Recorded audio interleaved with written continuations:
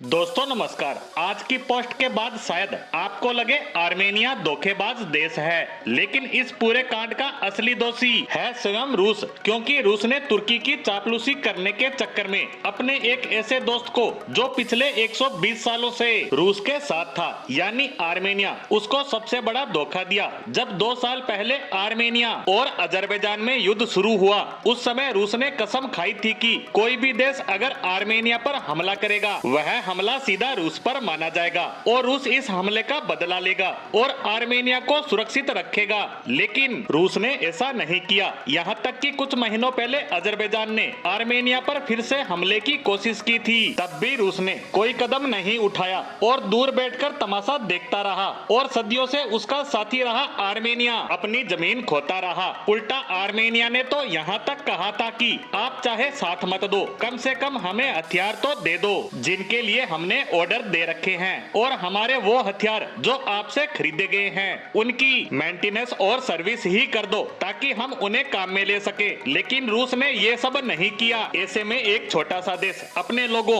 और देश को बचाने के लिए हाथ पैर तो मारेगा ही। और इन्हीं सब के चलते हुए आर्मेनिया ने रूस का साथ पूरी तरह छोड़ते हुए आईसीसी यानी इंटरनेशनल क्रिमिनल कोर्ट की सदस्यता ग्रहण कर ली है। यह वही कोर्ट है जिसने यूक्रेन से युद्ध के आरोप में व्लादिमीर पुतिन की गिरफ्तारी का वारंट जारी किया है। और इस वारंट के जारी होने का मतलब है इसका हर एक सदस्य देश जिसमें पुतिन एज ए रूसी राष्ट्रपति के रूप में भी जाते हैं तो उन्हें गिरफ्तार करना पड़ेगा। यानी आर्मेनिया ने रूस पर अपनी निर्भरता को पूरी तरह से खत्म कर दिया है और इसी को ध्यान में रखते हुए वह दूसरे देशों से हथियार खरीद रहा है। और वह देश कौन से हैं? अमेरिका, यूरोप या चीन तो नहीं, इनमें से कोई भी देश नहीं है, बल्कि वह देश है भारत और फ्रांस। भारत से ये Akash defence system, Pinaka rocket system, radar system, anti drone system सहित अनेक हथियार खरीद चुके हैं। साथ ही हमसे आर्टिलरी गन और ब्रह्मोस को लेकर बातचीत कर रहे हैं। साथ ही आने वाले समय में ये भारत से और ज्यादा हथियार खरीदने की तैयारी कर रहे हैं। यानी ये अब रूस की जगह हथियारों के लिए भारत पर निर्भर होंगे और इससे भारत का बम्पर फायदा ऑलरेडी हो चुका है,